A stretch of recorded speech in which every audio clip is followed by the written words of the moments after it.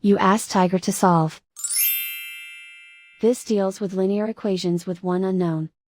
The final result is v equals 3. Let's solve it step by step. Swap sides. Group all constants on the right side of the equation. Add 5/2 to both sides.